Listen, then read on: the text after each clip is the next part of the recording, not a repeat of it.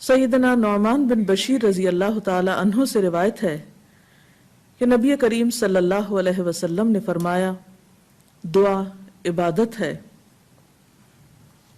حدیث میں آتا ہے کان یذکر اللہ فی کل احیانی، کہ آپ ہر حال میں اللہ کا ذکر کیا کرتے تھے، اور ذکر کی ایک افضل ترین اور بہترین شکل دعا ہے۔ جیسا کہ ہم سب جانتے ہیں کہ ہمارے معاشرے میں ذہنی پریشانیاں بہت زیادہ عام ہیں، اور ہم دیکھتے ہیں کہ سٹڈیز یہ بات ثابت کرتی ہیں کہ پاکستانی معاشرے میں ذہنی تناؤ جو ہے وہ بڑھتا جا رہا ہے۔ کیا آپ یہ سمجھتی ہیں کہ دعا کے ذریعے سے اس ذہنی تناؤ کا جو ریشو بڑھتا جا رہا ہے اس کو کم کرنے میں کوئی مدد مل سکتی ہے، یا ایک یہ پاورفل ٹول ہو سکتا ہے اس سارے سینیریو کو بہتر بنانے کے لیے؟ جی یقینی طور پر، اس لیے کہ ہم دیکھتے ہیں کہ قرآن پاک میں اللہ تعالیٰ فرماتے ہیں الا بذکر اللہ تطمئن القلوب،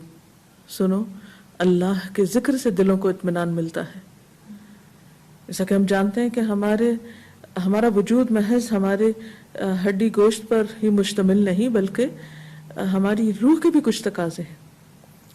اور ہماری روح اس بات کا تقاضا کرتی ہے، ہمارے اندر کی فطرت اس بات کا تقاضا کرتی ہے کہ ہمارے سامنے ایک ایسی ہستی ہو کہ جس کو ہم اپنا ہر دکھ سنا سکیں، جو ہماری ہر طرح سے مدد کر سکے، جو واقعی طاقتور ہو، پوری قوت والی ہو۔ تو یہ کمی کون پوری کر سکتا ہے؟ انسانوں میں سے تو کوئی نہیں کر سکتا، مخلوق میں سے تو کوئی نہیں کر سکتا، یہ صرف خالق ہی ہو سکتا ہے جو ہر چیز پر قادر ہے۔ قرآن پاک میں بے شمار دفعہ آتا ہے ان اللہ علی کل شیء قدیر، بے شک اللہ تعالیٰ ہر چیز پر قادر ہے، اور اس قدرت میں یہ بھی ہے کہ وہ کسی بھی دکھ تکلیف اور پریشانی میں انسان کی مدد کرے۔ کمی اصل میں ہم میں ہوتی ہے، ہم مانگنے کا حق ادا نہیں کرتے، ورنہ اس کے دینے میں کمی نہیں۔ اللہ کے نیک بندے جب مانگتے تھے تو ان کے مانگنے میں کبھی مایوسی نہیں ہوتی تھی۔ حضرت زکریا علیہ السلام جن کو ایک لمبے عرصے تک اولاد نہیں ملی تھی، تو وہ کبھی بھی مایوس نہیں، وہ کہتے ہیں لم اکن بدعائک ربی شقیا، اے رب تجھ سے دعا مانگ کر تو میں کبھی بھی نامراد رہا ہی نہیں۔ تو ہمیں کسی بھی قسم کے حالات ہو، کسی بھی قسم کی پریشانی ہو، ذہنی ہو، مالی ہو، کوئی بھی دکھ تکلیف ہو، اس میں پورے یقین کے ساتھ دعا مانگنی چاہیے، کیونکہ اللہ تعالیٰ واقعی سب کچھ کر سکتا ہے۔ اور ہم دیکھتے ہیں کہ جو لوگ واقعی ذکر سے کام لیتے ہیں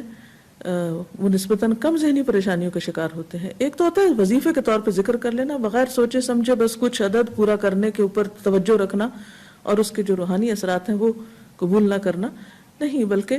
اس میں جیسے قرآن پاک میں آتا ہے وَاسْتَعِينُوا بِالصَّبْرِ وَالصَّلَاةِ، صبر اور نماز کے ساتھ مدد لو۔ حدیث میں آتا ہے اذا حزبہ امر فزع الی الصلاۃ، کہ جب کوئی مشکل وقت آتا فوراً نماز کی طرف لپکتے۔ یعنی صرف بیٹھ کے بھی آپ دعا کر سکتے ہیں، لیکن نماز پڑھ کر، خاص طور پر نوافل کے ساتھ، آپ خصوصی نماز کے ساتھ اللہ تعالیٰ کے سامنے اپنی حاجت رکھ سکتے ہیں اور دعا کر سکتے ہیں، اور یقیناً سننے والا ہے، اور ہر طرح کی مشکلات میں دعا فائدہ دیتی ہے۔